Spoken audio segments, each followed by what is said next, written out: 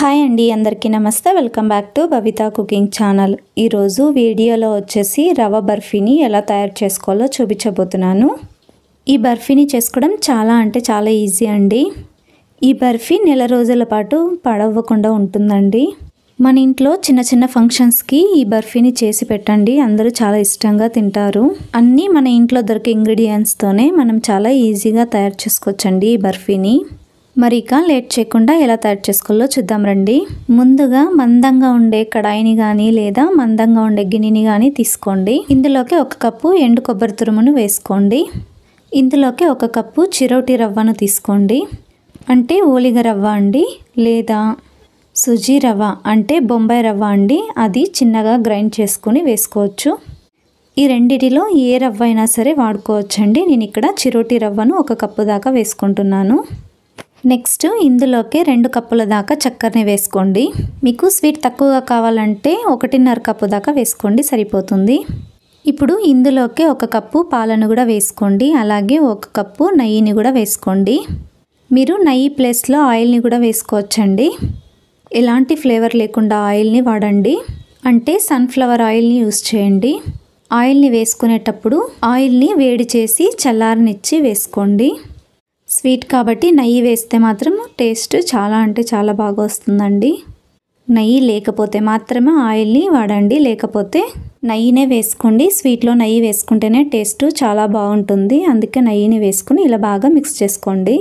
చిన్న చిన్న ఉండలు అనేవి లేకోకుండా ఇలా బాగా మిక్స్ చేసుకోండి. ఇలా బాగా మిక్స్ చేసుకున్న తర్వాత ఈ బాండీని స్టవ్ మీద ఉంచండి.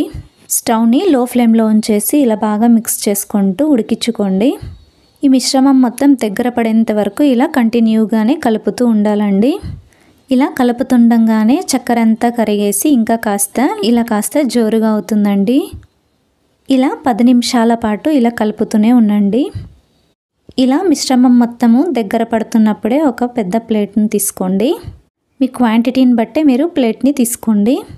ఇప్పుడు ఇందులోకి 1 టేబుల్ స్పూన్ నెయ్యిని వేసుకొని ఇలా నెయ్యిని మొత్తం ప్లేట్కి అప్లై చేసి రెడీగా పక్కన ఉంచుకోండి. ఇలా చిక్కగా అయ్యేంత వరకు ఇలా మిక్స్ చేసుకుంటూనే ఉండాలండి. చూడండి, ఈ కన్సిస్టెన్సీలో ఉండాలి. మీకు ఒకవేళ కన్సిస్టెన్సీ తెలియకపోతే ఇలా ఒక ప్లేట్కి నెయ్యిని అప్లై చేసి ఇప్పుడు కాస్తంత మిశ్రమాన్ని ప్లేట్ మీదకి వేసుకోండి. 10 సెకండ్ల పాటు చల్లారేంత వరకు అలాగే వదిలేసి ఆ తర్వాత చేత్తో ఇలా అంటే ఇలా ముద్దలా అవ్వాలండి. ఇలా ఈ కన్సిస్టెన్సీలోకి వచ్చిన తర్వాత స్టవ్ ఆఫ్ చేసుకొని ఇప్పుడు మనము నెయ్యిని అప్లై చేసి పెట్టుకున్న ఈ ప్లేట్లోకి మొత్తం ట్రాన్స్ఫర్ చేసేసుకోండి. ఈ మిశ్రమాన్ని మొత్తం ప్లేట్లో ఈవెన్గా స్ప్రెడ్ చేసుకోండి. ఇలా ప్లేట్కి ఈవెన్గా స్ప్రెడ్ చేసుకున్న తర్వాత ఒక 10 నిమిషాల పాటు అలాగే వదిలేయండి. 10 నిమిషాల తర్వాత కాస్త చల్లారి ఉంటుంది కదండి, అప్పుడు మనము చిన్న చిన్న పీసెస్గా కట్ చేసుకోవచ్చు. మీకు నచ్చిన షేప్లో మీకు నచ్చినట్టుగా పీసెస్లా కట్ చేసుకోండి. మరి పూర్తిగా చల్లగా అయ్యేంత వరకు వదిలేయకండి. కాస్త గోరువెచ్చగా ఉన్నప్పుడే ఇలా చాకుతో కట్ చేసుకోండి. ఇలా మీకు నచ్చిన షేప్లో ఇలా చాకుతో కట్ చేసుకున్న తర్వాత కాస్త సెట్ అయ్యేంత వరకు అలాగే వదిలేయండి.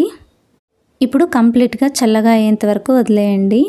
ఇలా పూర్తిగా చల్లగా అయిన తర్వాత అదే చాకుతోనే మనము పీసెస్ని ఇలా అనగానే అస్సలు ప్లేట్కి అతుక్కోకుండా లేస్తాయండి. అంతేనండి, ఎంతో ఈజీగా తయారు చేసుకునే చిరోటి రవ్వ బర్ఫీ రెడీ అండి. మీకు ఈ రెసిపీ కనుక నచ్చినట్టయితే లైక్ చేయండి, షేర్ చేయండి, సబ్స్క్రైబ్ చేయండి. ఈ రవ్వ బర్ఫీని మీరు కూడా ఒకసారి ఇంట్లో ట్రై చేయండి. మీకు ఎలా వచ్చిందో నాకు కింద కామెంట్ సెక్షన్లో కామెంట్ చేయండి. ఇలా కట్ చేసుకున్న ఈ పీసెస్ని మనము ఒక సర్వింగ్ ప్లేట్ తీసుకొని సర్వ్ చేసుకోండి. అంతే, ఇలా సర్వ్ చేసేసుకుంటే చిరోటి రవ్వ కట్లెట్ రెడీ అయిపోతుందండి.